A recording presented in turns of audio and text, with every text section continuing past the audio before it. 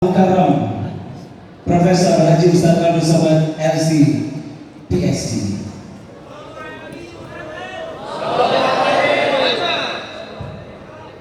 Bismillahirrahmanirrahim. Assalamualaikum warahmatullahi wabarakatuh. Waalaikumsalam warahmatullahi wabarakatuh. Kita syukuri nikmat besar ini dengan mengucapkan alhamdulillahi rabbil alamin. Berselawat kepada Nabi yang sudah mengeluarkan kita dari alam kejahilan kepada alam nur yang terang benderang. Allahumma sholli ala sayyidina Muhammad wa ala alihi wa sahbihi wa barik wa sallim. Tapi Nabi sudah meninggalkan kita lebih 14 abad yang lalu. 1400 tahun lebih kita sudah ditinggalkan oleh dia. Tapi alhamdulillah malam ini dia masih meninggalkan warisannya. Al-ulama warasatul anbiya. Abdul Somad berani tampil berdiri di Masjid Agung Tasikmalaya malam ini karena di sebelah kanan ada Ketua Majelis Ulama Indonesia dan di sebelah kiri pula ada seorang senior kakak kelas. Beliau selesai dari Al-Azhar tahun 1987, sedangkan saya baru sampai ke Kairo 1998. Abdul Somad yang lemah, yang dhaif, yang beratnya tak sampai 50 kilo, malam ini bisa berhadapan dengan Masya Allah tabarakallah. Ini semua atas nikmat Allah. Kita ucapkan syukur alhamdulillahirabbil alamin. Kita melihat diri kita ini lemah, betul? Jika tidak ada apa-apa, bukan siapa-siapa, la haula wala quwwata illa billah. Siapa yang merasa dirinya besar akan dikecilkan Allah. Siapa yang merasa dirinya kuat akan dilemahkan Allah. Siapa yang merasa dirinya tinggi akan dijatuhkan Allah. Tu'izzu man tasha, engkau yang meninggikan manusia siapa yang kau kehendaki. Wa tudhillu man tasha, engkau akan menghinakan, merendahkan siapa yang kau kehendaki. Tapi kalau kita bergantung kepada dia, hayyun maha hidup, dia muat tidak pernah mati, yuhyi dia menghidupkan, yumit dia mematikan, wa huwa ala kulli syai'in qadir. Maka insya Allah kita menjadi kuat. Hari ini banyak yang rapuh karena ekonomi, karena PHK, karena dirumahkan, karena gajinya dipotong, karena putus pendapatan. Akan tetapi tidak ada tempat bergantung kecuali la haula wala quwwata illa billah. Siapa nama dia? Allah. Adakah Tuhan selain dia? La ilaha illa huwa. Apakah dia hidup? Al-Hayyu, dia maha hidup. Apakah dia mengatur hidup kita? Al-Qayyum, dia mengatur hidup kita. Apakah dia mengantuk, lelah dan letih? La ta'khudhuhu sinatun wala naum. Apakah dia punya kekuasaan? Lahu ma fis samawati wa ma fil ardh. Ada yang bisa menolong selain daripada dia?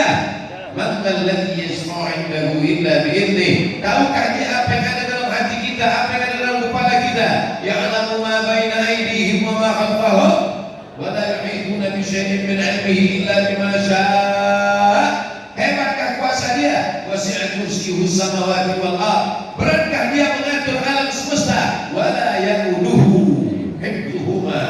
Hebatkah dia? Wa huwal 'aliyyu al-'azim. Ini yang selalu kita baca. Ini yang mengusir segala setan yang mengganggu kita. Betul? Alhamdulillah. Selama masih ada ulama di tempat kita, selama masih ada pondok pesantren, selama masih ada santri-santri, Tasikmalaya akan tetap menjadi baldatun thayyibatun wa rabbun. Banyak orang yang silap, banyak orang lupa, banyak orang salah. Dia sangka malam ini yang hadir ini adalah jamaah Abdul Somad. Bukan. Ini adalah jamaah yang sudah ditanam, disiram, dididik, dibesarkan sehingga berputing, berbuah. Malam ini kita tinggal memetik hasilnya. Ketika orang ramai datang, orang buat update status jamaah puas. Bukan. Ini adalah jamaah para kiai, para ajengan, para alim ulama. Betul? Mereka yang mendidik, mereka tidak pernah pamrih, mereka tidak pernah dikenal. Mereka yang mendidik di surau yang kecil, mereka yang mengajar di musola, tapi kemudian karena lillahi ta'ala, mereka mengajar bukan karena streaming, follower, viewer, subscriber. Mereka beramal bismillahi tawakkaltu 'ala Allah wa qasamtu billah wa la haula wa la quwata illa billah lillahi ta'ala. Sesuatu yang karena Allah, maka Allah akan tinggikan. Sesuatu yang karena Allah, maka Allah akan besarkan. Sesuatu yang karena Allah, Allah akan agungkan. Akhirnya malam ini saya tadi berpikir tidak mungkin bisa masuk masjid kalau orang sepenuh ini. Full. Bukan cuma manusia. Pandang ke kanan, Norton. Pandang ke kiri, Royal Enfield. Pandang ke belakang, Harley Davidson. Semua mengaji malam ini. Bayangkan itu. Siapa itu? Biker subuhan. Semuanya hadir. Kok tiba-tiba Ustaz ingat biker subuhan? Saya mau dikasih rompi. Artinya apa? Ternyata kajian para ulama, para kiai tidak hanya menyentuh orang dalam masjid, tapi sampai kepada anak muda. Ada namanya gajah. Oh, gajah. Gabungan anak jalanan. Anak jalanan yang ditakuti orang, yang dicemaskan orang, akan mengganggu, tapi rupanya sudah ikut pengajian. Gajah apa? Gajah hijrah. Sudah hijrah mereka. Ada yang namanya orang selama ini tidak peduli kepada masjid, tidak peduli kepada Quran, tapi rupanya kajian masuk ke dalam hati mereka. Saya lihat di belakang, Masya Allah, nama ormasnya belum pernah saya lihat sebelumnya. Saya baca Taliban. Oh, ini Afghanistan ini. Ternyata ini Taliban yang lembut. Mungkin di Afghanistan dia keras, tapi di sini kumaha itu damai. Taliban diambil dari kata talaba. Talaba artinya mencari. Taliban yang di sini maksud adalah mereka yang mencari ilmu dan mencari barokah dari para ulama. Oleh sebab itu, ini komunitas-komunitas yang sudah banyak ini mesti dipersatukan. Dan alhamdulillah di antara yang mempersatukannya, yang menjemput saya dari airport, yang membawa kemudian kajian petang tadi sampailah ke Masjid Agung ini, di antaranya adalah salah satu yang mengayomi disebut dengan, dulu kalau kami di Mesir itu nilai paling rendah, paling bawah namanya makbul. Makanya kalau orang nilainya makbul disebut gak bisa S2. Makbul apa? Makbul indallah. Tapi ada yang lebih tinggi daripada makbul, namanya jayyid, bagus. Ada yang lebih tinggi daripada jayyid, namanya jayyid jiddan. Tapi ada yang lebih tinggi daripada jayyid jiddan, mumtaz. Jadi ada satu komunitas mumtaz. Dulu kami waktu di Riau, saya anak Riau, tidak ada yang mumtaz. Ternyata mumtaz sudah kumpul di Tasikmalaya. Mudah-mudahan anak-anak muda ini semua bernilai excellent, mumtaz. Berprestasi semuanya, berprestasi dalam bidang pemikiran, berprestasi secara intelektual, tapi juga berprestasi spiritual. Hatinya penuh dengan cinta kepada Nabi Muhammad sallallahu alaihi wasallam. Salatullah salamullah ala taha rasulillah. Salatullah salamullah ala yasin habibillah. Tawassalna bi bismillah wa bil hadi rasulillah wa kulli mujahidin lillah bi ahlil badri ya Allah. Kenapa Ustaz Somad tiba-tiba berselawat? Karena saya lihat ada yang nyebar kantong. Biasa orang kalau nyebar kantong hatinya tertutup. Maka untuk membuka hati itu dengan sholawat. Kalau udah dengan sholawat hatinya nggak terbuka juga, kita kasih martir. Oh tidak, kita tidak dengan kekerasan, tapi dengan kelembutan. Qala'al badru alaina min saniyatihi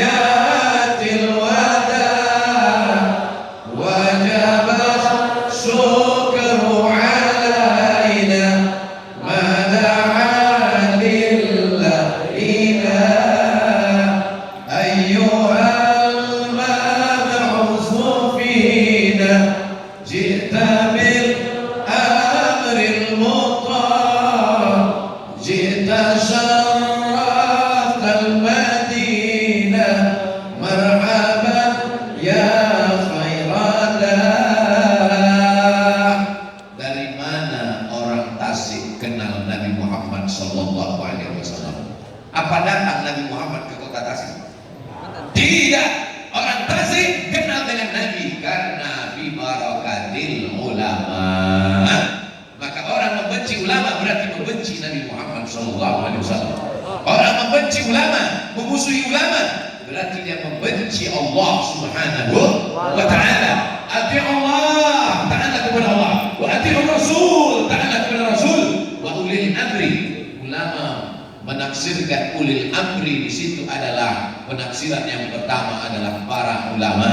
Karena Nabi tidak meninggalkan istana yang pergi ke kota Al-Madinah Al-Munawwarah. Ada yang melihat istana emas punya Nabi Muhammad SAW? Tidak ada.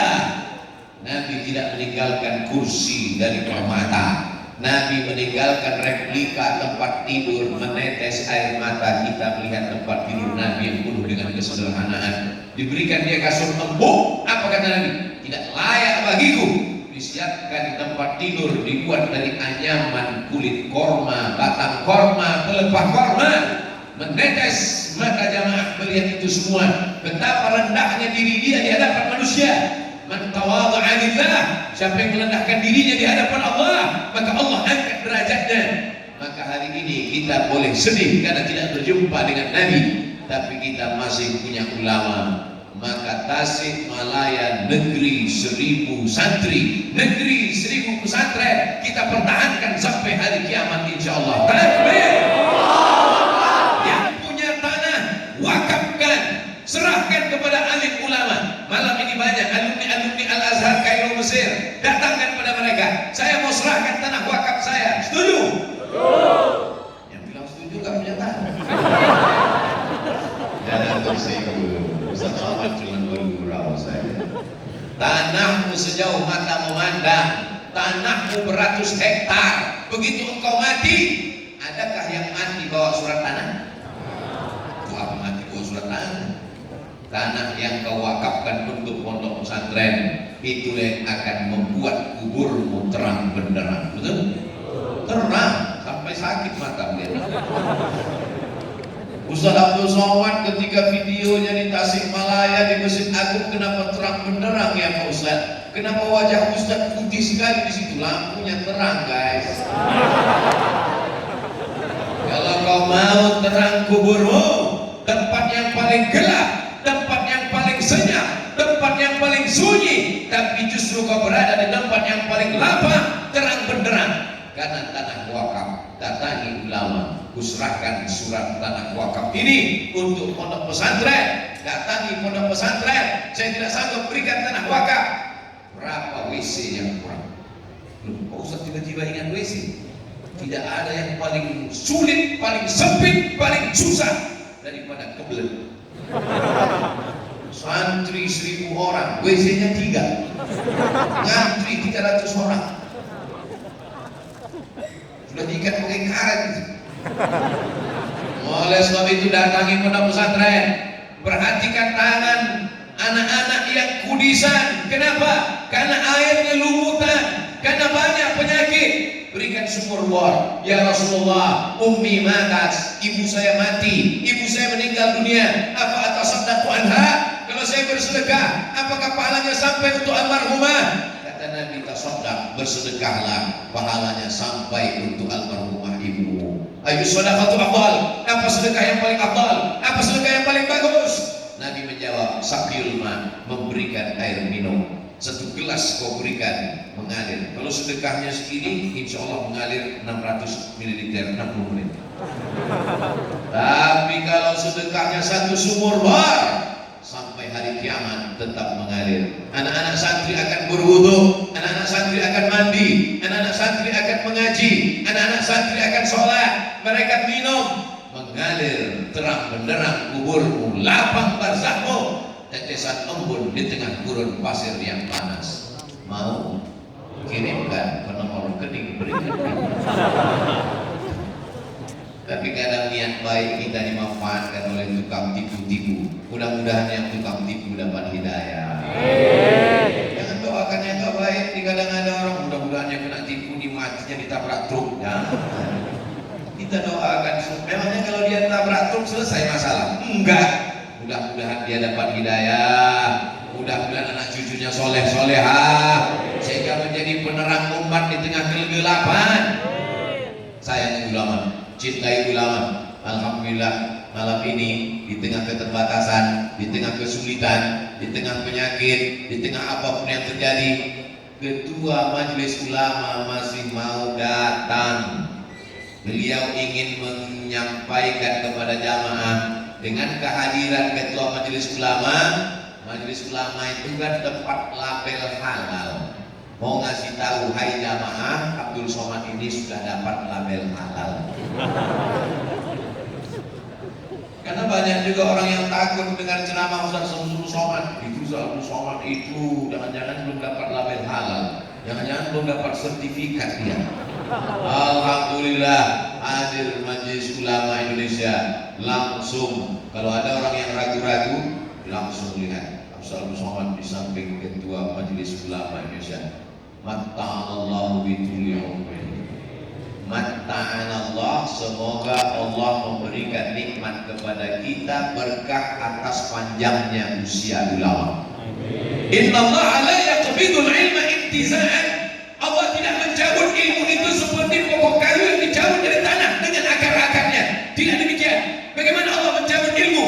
Allah mencabut ilmu biqabdil ulama, dengan meninggalnya ulama. Maka tercabutlah ilmu ketika orang alim yang mengerti Al-Quran, yang menghafal sunnah, hebat bahasa Arab, dicabut dari bumi. Yang tinggal hanyalah juhala, orang-orang bodoh, orang-orang yang dungu, orang-orang yang menjual fatwa, orang-orang yang menjual keyakinan. Maka Tasikmalaya sampai detik ini, sampai hari ini masih ada ulama-ulama yang berpegang kepada Ahlus Sunnah wal Jamaah. Maka ini salah satu bukti sayangnya Allah kepada orang Tasikmalaya.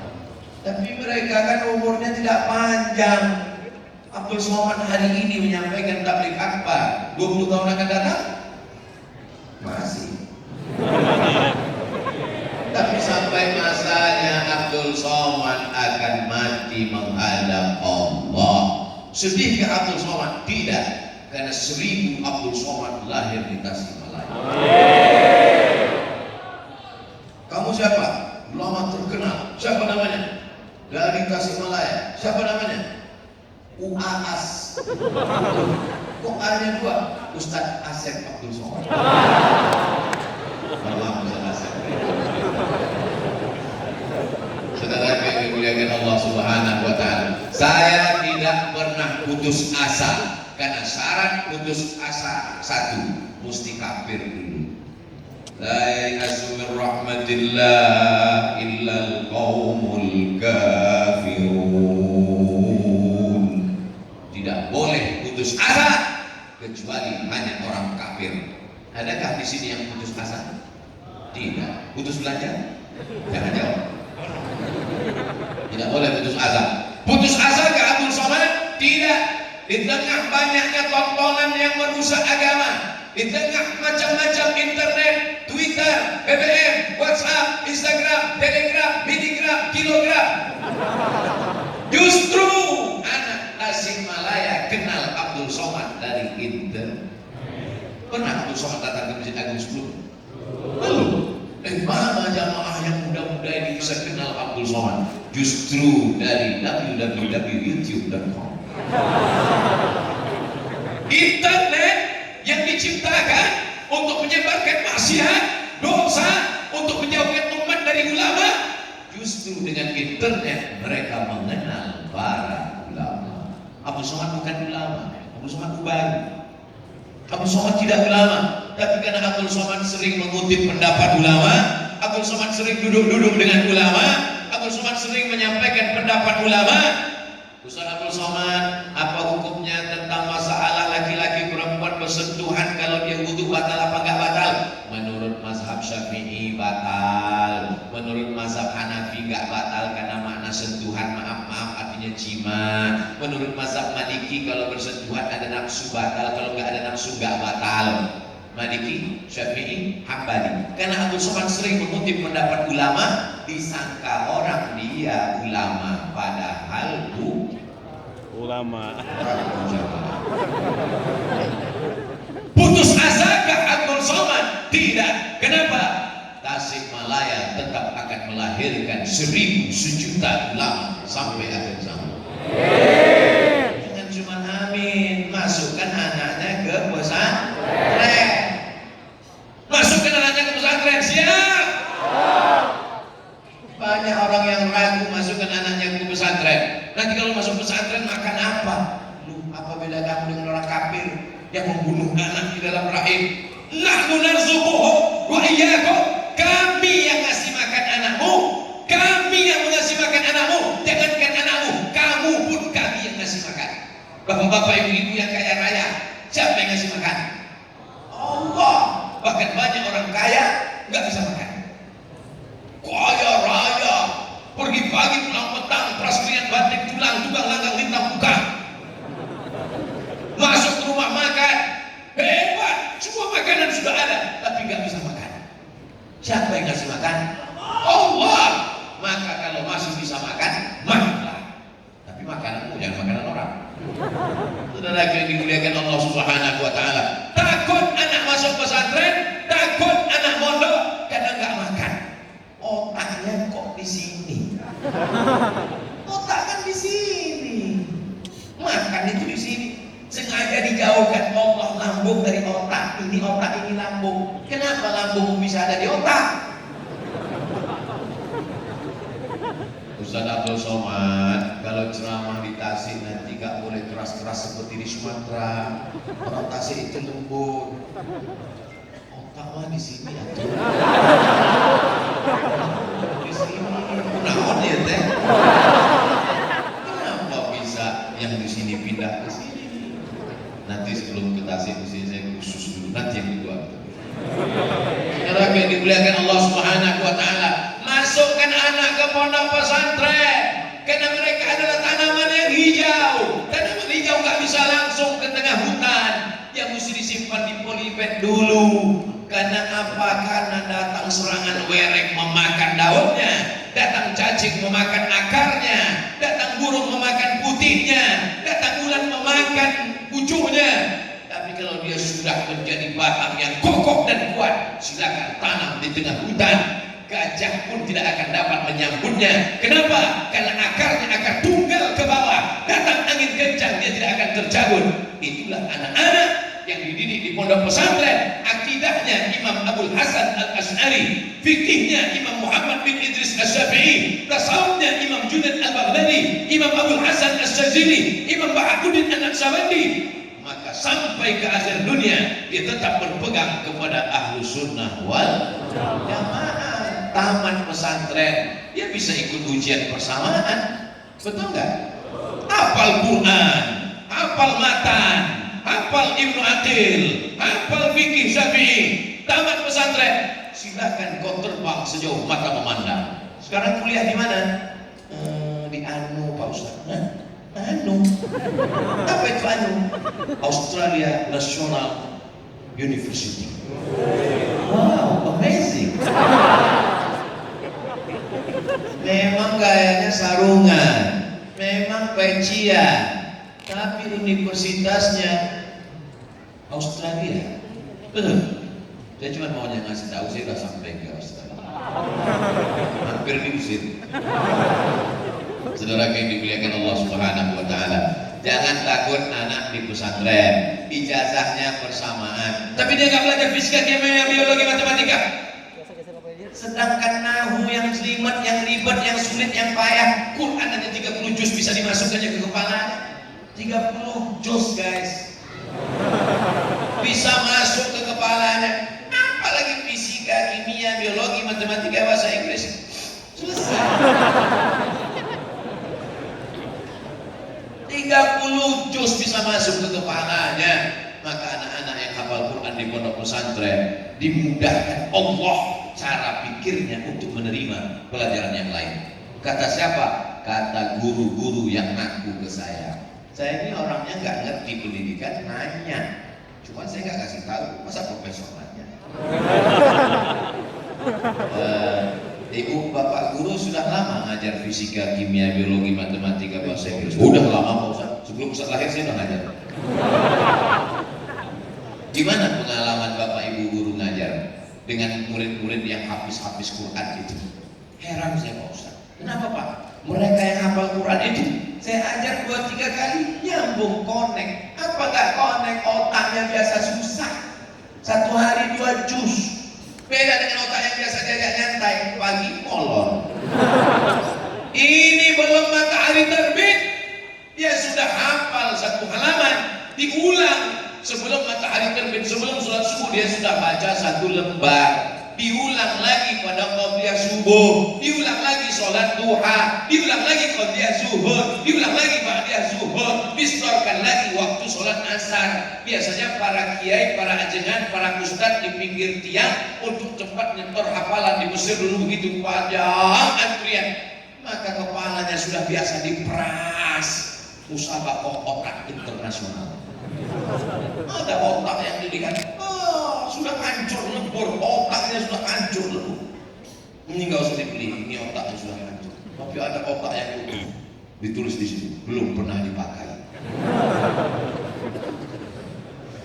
Allah masih sayang sama kita, Allah masih Rahman, masih Rahim. Allah tidak perlihatkan mana otak yang sudah dipakai, mana otak yang nggak pernah dipakai.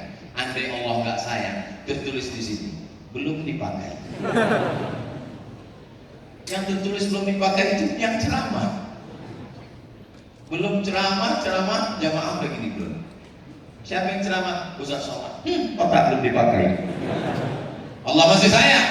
Allah tidak nampakkan apakah otak ini sudah dipakai atau belum dipakai. Tapi anak-anakku penghafal Quran, jangan ragu, jangan takut. Yang takut apalagi zaman sekarang, memang orang nggak belajar sama sekali. Semuanya sekarang sudah online. Dulu masih ada istilah nggak naik kelas. Di zaman saya masih ada tinggal kelas. Kawan saya nggak naik kelas. Zaman sekarang nggak ujian aja naik kelas. Ujian online. Ujian sidang disertasi S3, tesis S2, skripsi S1 online.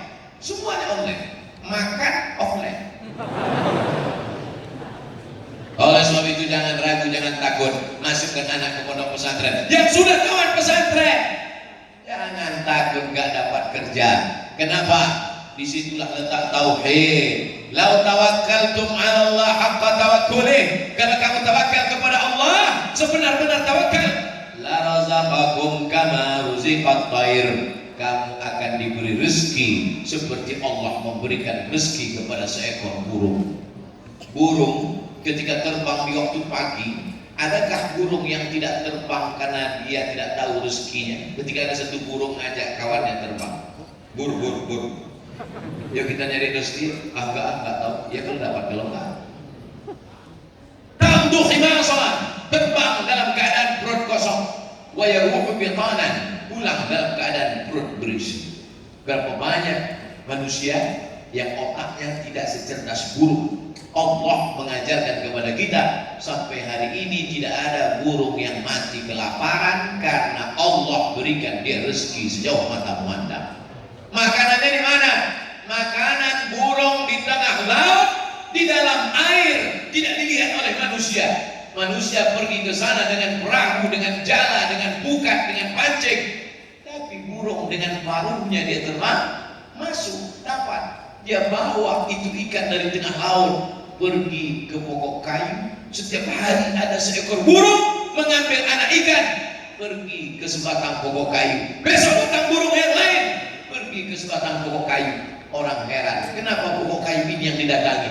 Setelah dilihat di atas, rupanya ada seekor burung yang sayapnya patah, tapi tidak mati kelaparan. Allah mau beri iktibar pelajaran bahwa rezeki dijamin oleh Allah Subhanahu wa Ta'ala. Rezekimu lebih tahu kau di mana dari mana engkau tahu di mana rezekimu. Saya ulang sekali lagi, rezekimu lebih tahu engkau di mana daripada engkau tahu di mana rezekimu. Kita tak tahu di mana rezeki kita, tapi rezeki kita tahu di mana kita. Karena rezeki tak pernah salah alamat. Kalaulah rezeki musang dimakan harimau, sudah lama musang itu punah dari atas dunia. Di Tasikmalaya masih ada musang. Musang berbulu ayam. Oh, ternyata di Tasik tidak berbulu ayam, berbulu domba. Saudara yang dimuliakan Allah Subhanahu wa taala, ini sekarang masalah rezeki orang banyak yang ragu, banyak orang yang takut, banyak orang yang cemas. Apa ikan yang paling mahal di Tasikmalaya? Yang dimakan gurami. Ada sup arwana. Ada ikan yang paling mahal. Telur ikan menetas 200.000 ikan menetas, bus, mengalir di tengah laut. Bukan telur ayam kelihatan, telur ikan. Siapa yang nggak percaya ceramah saya, besok pergi ambil telur ikan, hitung sendiri. Menetas 200.000 telur ikan di tengah laut. Tapi di antara telur ikan yang menetas itu, ada satu ikan yang tertulis nama Abdul Somad di sana. Limited edition, milik UAS. Ada tertulis di sini. Ketika dipancing oleh pemancing dari Thailand dengan kapalnya yang hampir ditenggelamkan Susi, gak jadi. Pas sudah mau ditangkapnya, gak jadi orang Thailand menangkap. Kenapa dia tidak makan umpan dari pancing Thailand? Karena dia milik Abdul Somad. Kalau sudah ditetapkan milik saya, tidak akan mungkin diambil orang Thailand. Betul? Ada yang mampu melawan kuasa Allah? Tidak ada. Akhirnya ikan milik saya itu lepas, mau dipancing oleh orang Tasikmalaya. Tidak juga. Nah, ini bukan milik Mas Asep. Ini milik Abdul Somad. Akhirnya ikan ini sampai ke Pulau Sumatera, ditangkap oleh orang Riau, dibawa ke pasar pagi. Orang-orang kaya belanja, ibu-ibu yang kaya tidak perlu belanja. Berapa sekilo? Menunjukkan cincinnya. Berapa sekilo? 100.000. 99 ya. Dia nawar nggak mau rendah-rendah. 99. Akhirnya dibelilah. Saya tak sanggup beli ikan itu karena terlalu mahal. Masa 1 on 100.000? Ikan kalau sampai 100.000 1 on, itu dipotong, diletakkan di meja makan, datang tamu kita makan, dia ambil itu, kita nangis. Haru kita. Akhirnya apa yang terjadi? Ikan itu dibeli oleh istri wali kota. Istri wali kota yang sanggup belinya. Berapa?